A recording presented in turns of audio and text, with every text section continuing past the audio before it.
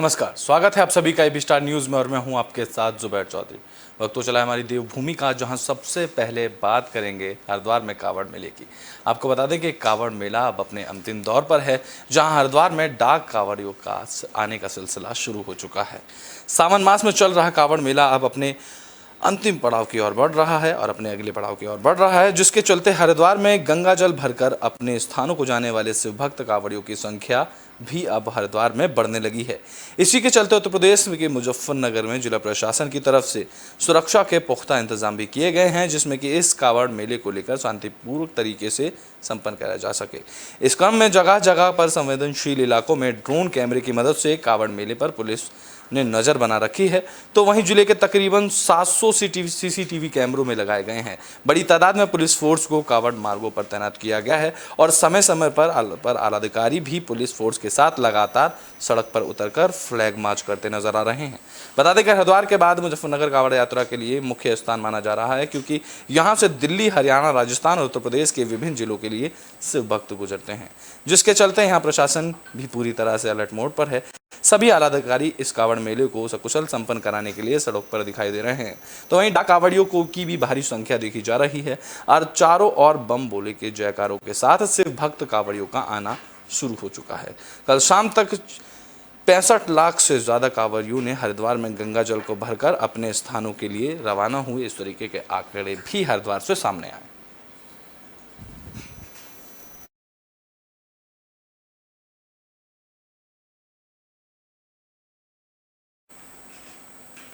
Bulletin में बात करते हैं फिर से हरिद्वार की। आपको बता दें कि हरिद्वार में कांवड़ मेले को लेकर डाक कांवड़ियों का आना शुरू हो चुका है, जिसको लेकर अब प्रशासन ने कांवड़ियों को एक बड़ी राहत दी है। बता दें कि कांवड़ियों के लिए टोल फ्री कर दिया गया है। कांवड़ मेले के दौरान हरिद्वार में शिव भक्त कांवड़ियों ने शहर में जगह जगह खाली पड़े स्थानों पर कब्जा कर लिया है और साथ ही धर्मनगरी हरिद्वार में बड़ी संख्या में शिव भक्त गंगा जल लेकर हरिद्वार पहुंच रहे हैं। डाक कांवड़ में शिव भक्त वाहनों पर हरिद्वार पहुंच रहे हैं। कार, बाइक, ट्रैक्टर, ट्रक पर सवार होकर शिव भक्तों का आना शुरू हो चुका है। कांवड़ यात्रा में शिव भक्तों का सैलाब उमड़ रहा है। सीएम धामी ने कांवड़ियों के चरण धोकर उनका स्वागत कर चुके हैं, तो वहीं कांवड़ियों पर फूल की बारिश भी की गई है। अब हरिद्वार में डाक कांवड़ियों के वाहनों की संख्या को देखते हुए जिले के भगवानपुर और बहादुराबाद टोल प्लाजा को फ्री कर दिया गया है। ये 26 जुलाई तक टोल प्लाजा फ्री रहेंगे। बताया जा रहा है कि डीएम हरिद्वार विनय शंकर पांडे ने कांवड़ियों की सुविधाओं को देखते हुए टोल प्लाजा को फ्री किया है। प्रशासन की ओर से ये निर्णय लिया गया है। जिलाधिकारी का कहना है कि पुलिस और प्रशासन कांवड़ियों की सुविधा के लिए सभी प्रयास कर रही है, जिससे कांवड़ियों को कोई परेशानी ना हो सके। बताया जा रहा है कि सनातन परंपरा में हिंदुओं के आस्था के प्रतीक कांवड़ यात्रा में देश भर में लाखों की संख्या में शिव भक्त मां गंगा का जल लेने उत्तराखंड के हरिद्वार पहुंच रहे हैं। पंचक खत्म होते ही कांवड़ यात्रा अपने समाप्त पर पहुंचने लगी और इस कांवड़ यात्रा के 7वें दिन 25 लाख से ज़्यादा गंगा जल लेकर रवाना हुए थे, जिसके बाद ये संख्या 65 लाख में हुई और 65 लाख से भी ज़्यादा ये संख्या बताई जा रही है। तो लोग कांवड़िया हरिद्वार पहुँच रहे हैं और वहाँ से जल लेकर अपने स्थानों के लिए रवाना हो रहे हैं।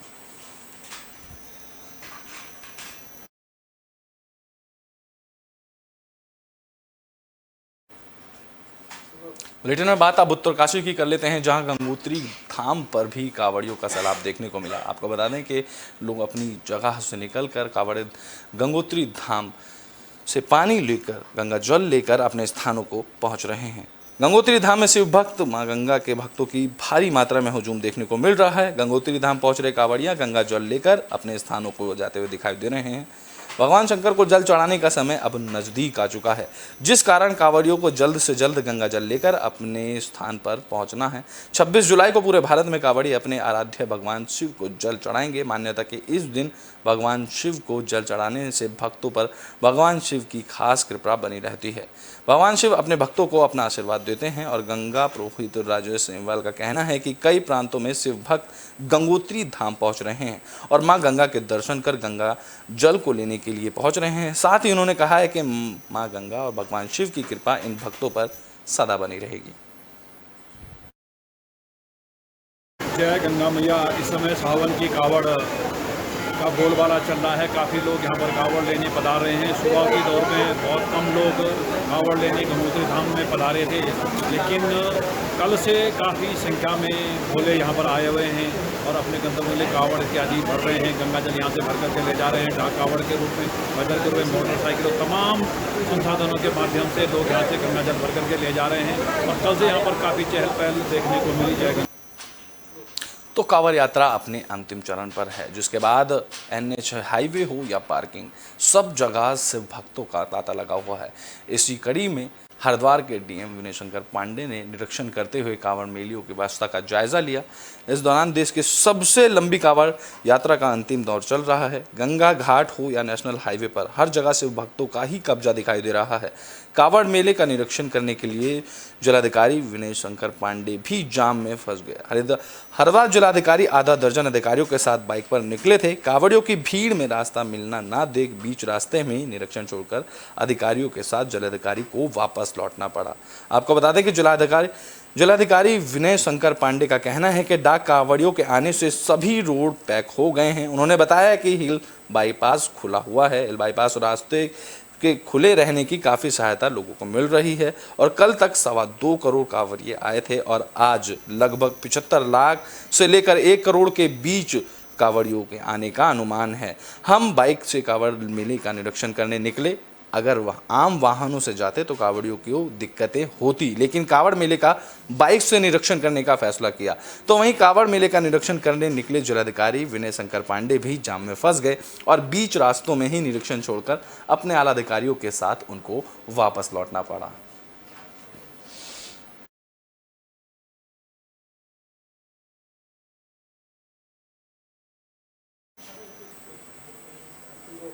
बुलेटिन में बात अब चमोली की कर लेते हैं। आपको बता दें कि जोशीमठ पेट्रोल पंप पर पेट्रोल की कमी देखी गई, जिसके बाद पेट्रोल पंप पर ही लंबी लंबी लाइनें लगने लगी।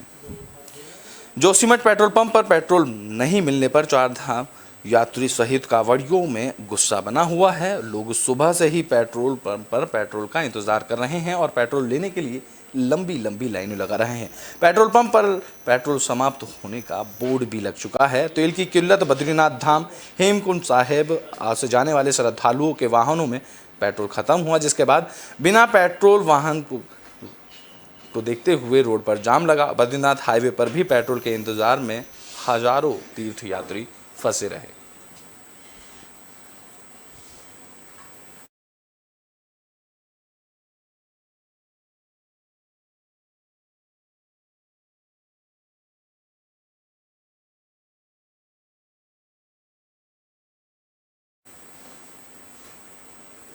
तो विधानसभा अध्यक्ष रितु खंडूरी ने तीज का कार्यक्रम आयोजित किया। इस कार्यक्रम में सीएम पुष्कर सिंह धामी समेत उनकी पत्नी गीता धामी भी पहुंचे।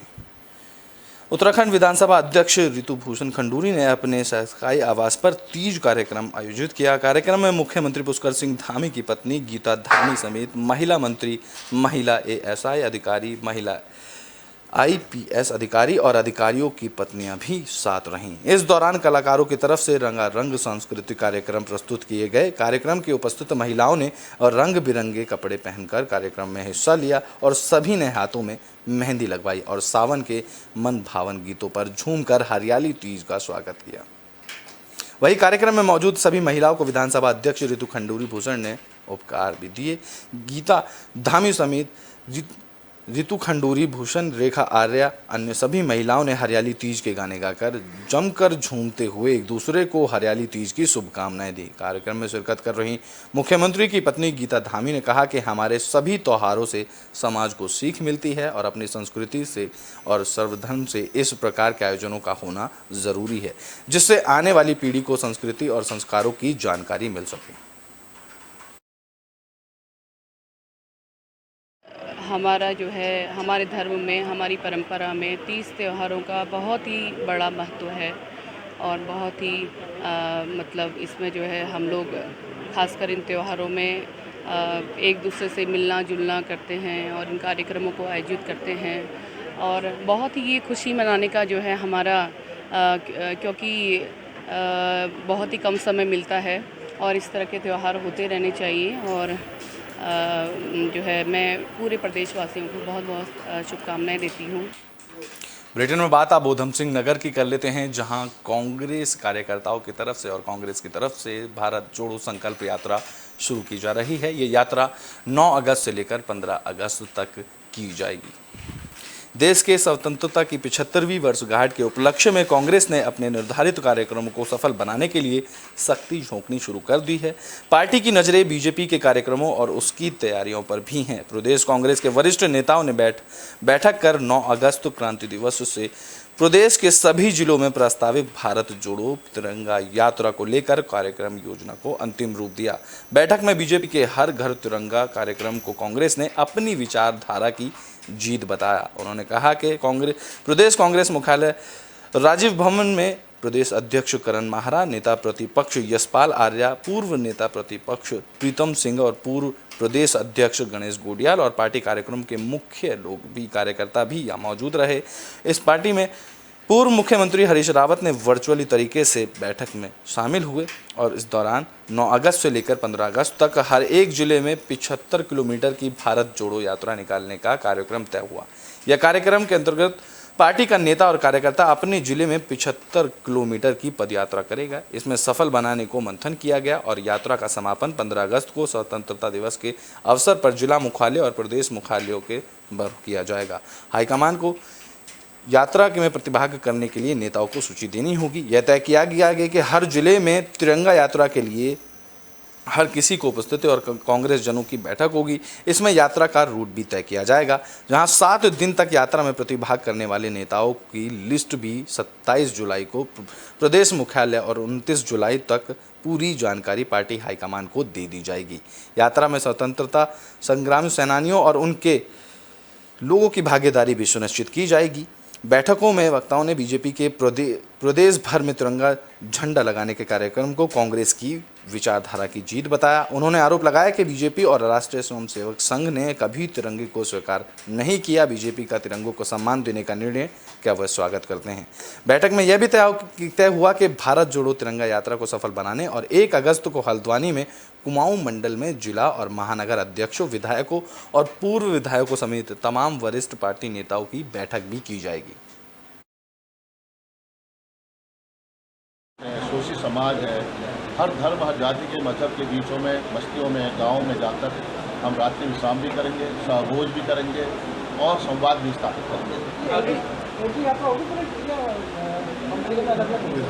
विधानसभा हम हर जिले में विधानसभावार हमारी यात्रा प्रारंभ हो जाएंगी 9 अगस्त से, जिसका समापन 15 अगस्त को होना है। तो बात कर लेते हैं कृषि मंत्री गणेश जोशी की, जो कि मसूरी पहुंचे। आपको बता दें कि इन कार्यक्रम में उन्होंने विकास कार्यों को लेकर सभी को जानकारी दी। प्रदेश के कृषि मंत्री गणेश जोशी मसूरी विधानसभा क्षेत्र के चामासारी गांव पहुंचे, जहां कैबिनेट मंत्री गणेश जोशी ने उद्यान विभाग की तरफ से आयोजित नवचयनित मधुग्राम चामासारी न्याय पंचायत सरोना में मूल विकास पर कार्यक्रम में मुख्य अतिथि के रूप में भाग लिया। काबीना मंत्री गणेश जोशी ने मुख्यमंत्री घोषणा के चामासारी न्याय पंचायत में मुख्यमंत्री मधुग्राम योजना का शुभारंभ किया। इस दौरान गणेश जोशी ने मधुग्राम योजना के तहत वन पालकों के किसानों को 50 मौन बॉक्स भी दिए। तो वहीं मंत्री गणेश जोशी ने चामासारी के कार्यक्रम में किसानों को मौन पालन और कृषि से संबंधित अनेक जानकारियां भी दी। और कार्यक्रम के दौरान कृषि मंत्री गणेश जोशी ने अपने संबोधन में कहा कि उत्तराखंड में शहद उत्पादन की अपार संभावनाओं को देखते हुए राज्य सरकार ने मौन पालन को स्वरोजगार से जोड़ देते हुए एक नई शुरुआत की है।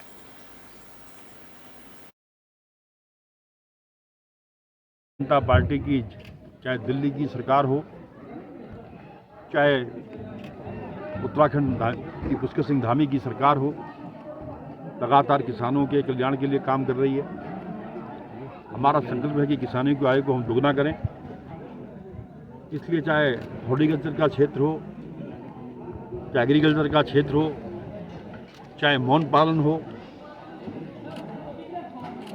हम उसके लिए काम कर रहे हैं। 50 लाभार्थियों को 50 मौन बक्सों का वितरण किया गया है।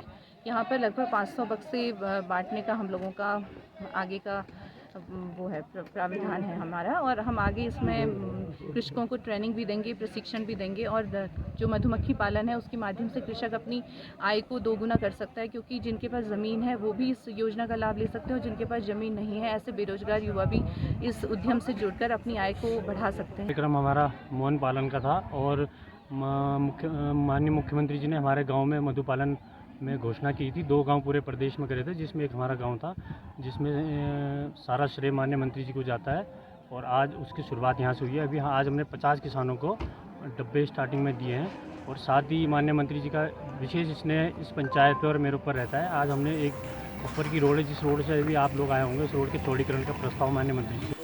बुलेटिन में बात करते हैं अब देहरादून की, जहां डेंगू की रोकथाम के लिए अलग अलग काम किए जा रहे हैं और अस्पताल में आइसोलेशन वार्ड भी बनाए जा रहे हैं।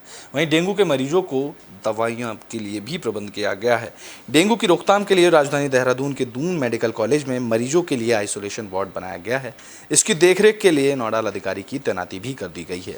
सीएमएस डॉक्टर केसी पंत ने बताया कि डेंगू होने पर मरीजों के लिए पूरी दवाइयों का प्रबंध किया गया है। इसके अलावा ब्लड प्लेटलेट्स का भी इंतजाम किया गया है ताकि मरीजों को डेंगू से कोई परेशानी ना हो सके। प्लेट के लिए भी इंतजाम हम करते रहे हैं, पहले भी करते रहे और वो हम निःशुल्क करते हैं। जो भी अस्पताल में भर्ती होगा डेंगू का पेशेंट, अगर उसको कोई भी ट्रीटमेंट है तो वो निःशुल्क के रूप में हम उसको एडमिट करेंगे और हम पूरा प्रॉपर इलाज करेंगे। तीसरी चीज़ ये है कि ओपीडी सिस्टम में जो भी मरीज़ बुखार के आ रहे हैं, जिनको हल्के दाने निकल रहे हैं, उनका हम टेस्ट कराते हैं। एक एंटीजन टेस्ट होता है और एक एलाइजर टेस्ट होता है, और उसमें अगर कोई पॉजिटिविटी आएगी तो फिर हम वो सीएमओ के माध्यम से प्रशासन को इन्फॉर्म करेंगे कि किस इलाके से वो आया है, ताकि सीएमओ के माध्यम से उस इलाके की सर्विलेंस किया जाए। बुलेटिन में बात करते हैं अब रुड़की की, जहां दिन दहाड़े के हिस्ट्री सीटर ने फायरिंग की, जिसके बाद पूरे इलाके में हड़कंप मच गया। सिविल लाइन कोतवाली क्षेत्र के इस्लाम नगर मोहल्ले में हिस्ट्री शीटर ने दिन दहाड़े फायरिंग कर दहशत मचा दी। मामला उस समय हुआ जब पड़ोस में रहने वाला एक युवक बिजली का तार जोड़ने के लिए उसके मकान की छत पर चढ़ गया। इससे नाराज होकर हिस्ट्री शीटर ने उस पर हमला कर दिया और उसे बचाने के लिए आए स्थानीय लोगों ने हिस्ट्री शीटर को जमकर पीट दिया। सिविल लाइन्स कोतवाली क्षेत्र के इस्लाम नगर मोहल्ले में के इस्लाम का मकान है। इस मकान में एक हिस्ट्री शीटर खुशनूद त्यागी रहता है। यहाँ उनकी दूसरी पत्नी और एक बच्चा रहते हैं। शनिवार दोपहर ये युवक जाहिद बिजली का तार तोड़ने उनके मकान पर के छज्जे पर चढ़ा तो हिस्ट्री शीटर ने तमंचे के 2 राउंड फायरिंग कर दिए। इस बात से नाराज होकर खुशनूद त्यागी ने उनके हाथ से प्लास छीन लिया और उनके मुंह पर हमला कर दिया, जिसके वह गंभीर रूप से घायल हो गए। उसे बचाने के लिए आए एक मेडिकल स्टोर संचालक को भी हिस्ट्री शीटर ने जमकर पीटा। इसके बाद युवक वहां से जान गंवाकर भागा। घटना के बाद जाहिद के स्वजन वहां पहुंचे और घटना का विरोध किया। इस बात को लेकर हिस्ट्री शीटर ने तमंचे से 2 राउंड फायर भी कर दिए। फायरिंग के बाद एक गोली मकान के छज्जे पर लगी। सूचना मिलने पर पुलिस मौके पर पहुंची, लेकिन तब तक आरोपी फरार हो चुका था। पुलिस को मौके से ही तमंचे से चली गोली की 2 खोखे बरामद हुए। तो वहीं पुलिस इस मामले में मुकदमा दर्ज कर अब जांच की तैयारी कर रही है। पुलिस ने बताया है कि आरोपी के खिलाफ पहले से भी हत्या और जानलेवा के हमले के मुकदमे दर्ज हैं और अब पुलिस उनकी पकड़ के लिए जांच कर रही है। बल लगाने को लेकर आपसी विवाद को लेकर एक सूचना आई है, तो अभी मौके पर पुलिस जो पहुंच चुकी है और जो पीड़ित है उससे जो तहरीर लेके उचित धाराओं में अभियोग पंजीकृत कर रहे हैं। साथ साथ जो अभियुक्त हैं उनकी तलाश के लिए हमने टीमें बना दी हैं और टीमें तलाश कर रही हैं अभियुक्तों की। इसमें हमने टीमें बना के जो है जो लोग नाम प्रकाश में आ रहे हैं उनके लिए दबिश हमने लगातार दी हैं। 2-3 दबिशें हमारी हो चुकी हैं। ब्रिटेन में बात करते हैं देहरादून की, जहां लच्छेवाला टोल प्लाजा पर बड़ा हादसा हुआ। आपको बता दें कि यहां सीमेंट से भरा ट्रक टोल प्लाजा से टकराया, जिसके बाद वह पलट गया। उत्तराखंड के देहरादून में डोईवाला में लच्छेवाला टोल प्लाजा पर एक्सीडेंट का वीडियो वायरल हो रहा है। यह हादसा तब हुआ जब सीमेंट से लदा ट्रक अनियंत्रित होकर अचानक टोल प्लाजा के कैबिन से आकर टकरा गया और देखते ही देखते पलट गया। इसमें एक लड़की घायल हो गई, जिसे इलाज के लिए अस्पताल भेजा गया। वहीं ट्रक के ठीक आगे खड़ी कार और उसमें सवार 2 लोग बाल बाल बच गए। ट्रक के कैबिन से टकराते ही कार चालक गाड़ी की तेजी से आगे बढ़ लेता है और किसी की भी जान इसमें जा सकती थी। बताया जा रहा है कि यह सड़क हादसा दोपहर के वक्त हुआ। दरअसल देहरादून के डोईवाला में लच्छेवाला टोल प्लाजा पर दोपहर एक बेकाबू ट्रक पलट गया। इस हादसे में एक लड़की घायल हुई। इस हादसे में टोल प्लाजा के कैबिन को भी नुकसान पहुंचा है। इस हादसे में बेकाबू ट्रक कैबिन में आकर टकरा गया, जिसके बाद वह पलट गया। हादसे के वक्त कैबिन के पास एक कार खड़ी थी, लेकिन गनीमत यह रही कि ट्रक ने उसे टक्कर नहीं मारी, नहीं तो उसके ट्रक के नीचे आकर वो दोनों भी मर जाते।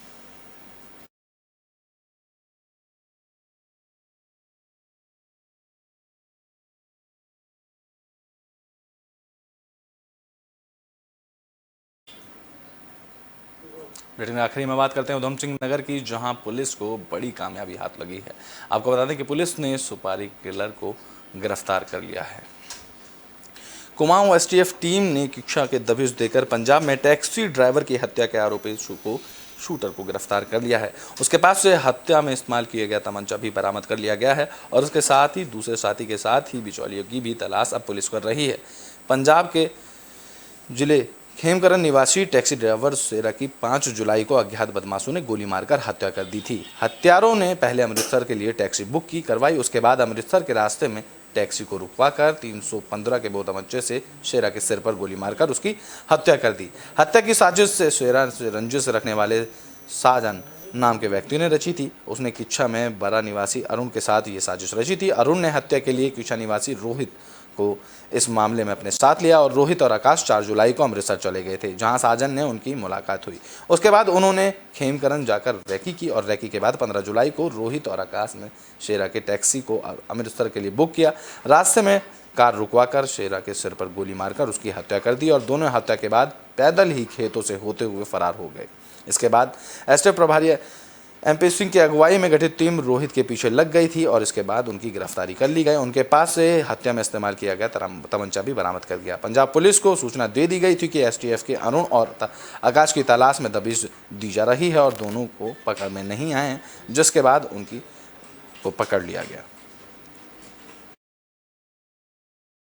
एक पंजाब में हत्या के अभियोग से जुड़ा हुआ है। इसके संबंध में एक मुख्य अभियुक्त की गिरफ्तारी यहाँ एसटीएफ और किच्छा पुलिस की संयुक्त टीम के द्वारा की गई है। इसमें रोहित चांगल नाम के एक अभियुक्त की गिरफ्तारी हुई है, जिससे जो हत्या पंजाब के तरन तारण जिले के पलटुआ थाने में जो मुकदमा दर्ज है उसके संबंध में हुई है। और ये जो इनके साथ हथियार इनके पास एक बरामद हुआ है, जिस हथियार को इन्होंने हत्या में प्रयुक्त किया था, और इनके साथ एक और इनका नाबालिग साथी भी था जिसकी तलाश की जा रही है। और साथ में कुछ इनकी जो बीच में कुछ लोग थे जिनके माध्यम से ये पूरा कॉन्ट्रैक्ट हुआ किलिंग का।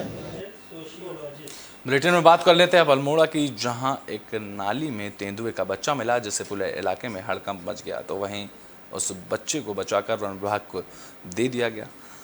अल्मोड़ा के पांडेखोला मोहल्ले में नाली में एक तेंदुए का बच्चा शावक मिलने से मोहल्ले में हड़कंप मच गया और लोगों ने लक्ष्मेश्वर वार्ड के सभासद अमित शाह की तरफ से शावक को नाली से सुरक्षित निकालकर वन विभाग के वन क्षेत्राधिकारियों को इसकी सूचना दी और उनके सुपुर्द किया। वन विभाग की टीम तत्काल ही पांडेखोला पहुंची और जहां पर पानी में डूबे हुए तेंदुए के बच्चे की जान बचाकर तेंदुए के बच्चों को वन विभाग को दे दिया गया। वन विभाग की टीम की तरफ से उसको रेस्क्यू सेंटर लेकर गई और वहां वन विभाग ने बताया कि शावक अपनी मां से बिछड़ गया। उन्होंने बताया कि अब ड्रोन की सहायता से उसकी मां की खोज की जा रही है, ताकि उस बच्चे को उसकी मां के पास वापस छोड़ा जा सके।